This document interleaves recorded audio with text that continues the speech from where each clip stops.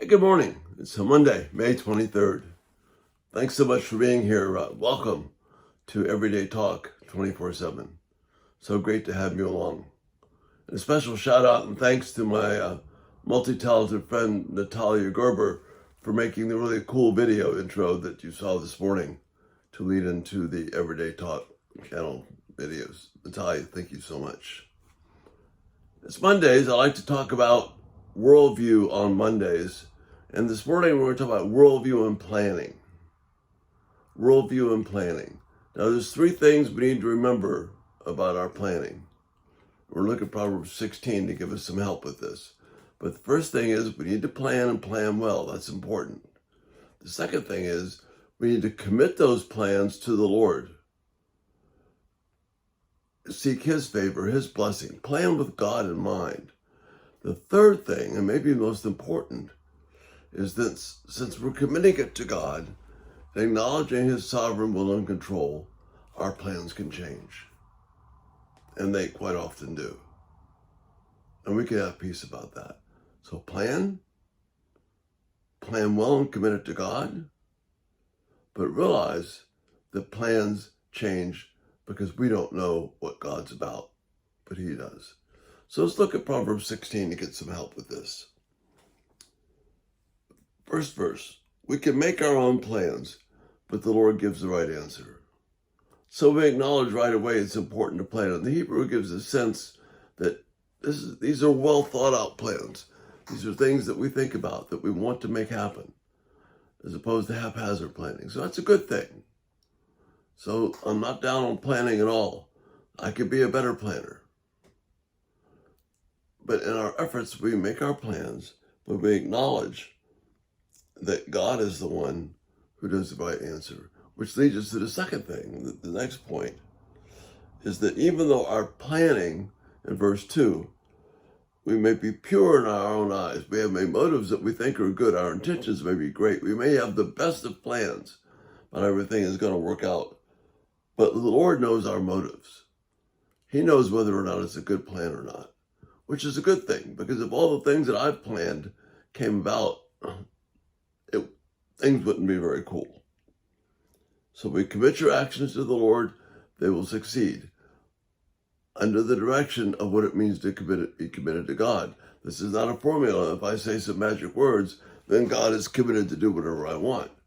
If I commit it to the Lord, that means I'm willing in the spirit of James, chapter 4, to submit myself to whatever God happens. So whatever God plans.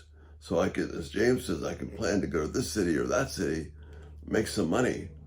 But James says we're sinning and we're foolish if we don't acknowledge that only happens if it's God's will that it happens. So that's what this verse is happening. And the reminder that God has made everything for His own purpose, planned it out, even the wicked for a day of destruction. Now, why is all this so important? Well, because we live in a world that, as we've tried to say so often here in these worldview sessions, this is God's world.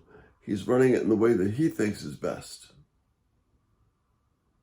That means that if we don't allow for interruptions, what we call interruptions, when in fact it's actually the providence of God, it doesn't matter if interruptions appear to be somebody else's fault or not. God is in control. So we make the best plans that we can, knowing that God may change them. He will send what we call interruptions. As an example, getting back to the big picture worldview-wise, the president has committed himself to do what presidents have done since the end of World War II. He's this weekend announced he's prepared to defend Taiwan militarily from communist China. That's a plan that could deeply impact all of us in ways that we can't even imagine. Just as the Russia-Ukraine conflict can really impact us and will impact us in terms of food and other things. Those plans matter, but we can't control them. But God does. So I can't make a plan to control the world.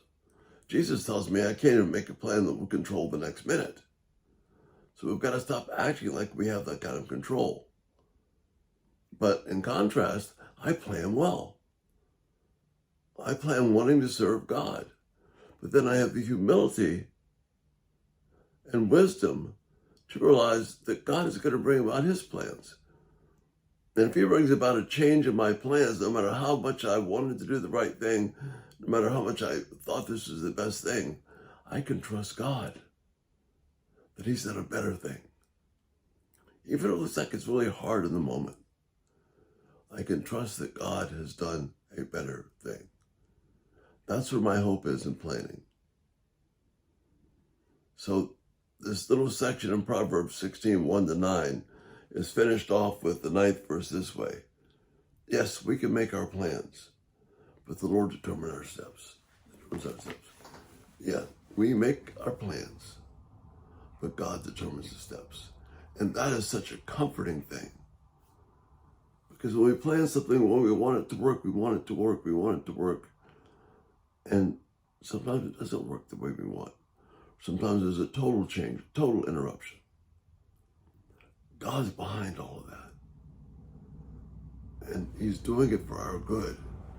Even if it doesn't feel like it, he's doing it for our good. So that gives us a window into planning. Whether it's happening on the big scale or the small scale, whether the things that we determine now are determined by a mess up or a change in schedule, or the president doing something different, or change in the weather, all that, we can look at that and give thanks to God and realize that we've made those plans, but God determines the way they happen. That's how our planning can be something that brings great peace to us. So hang on to that. Thanks so much for being here today.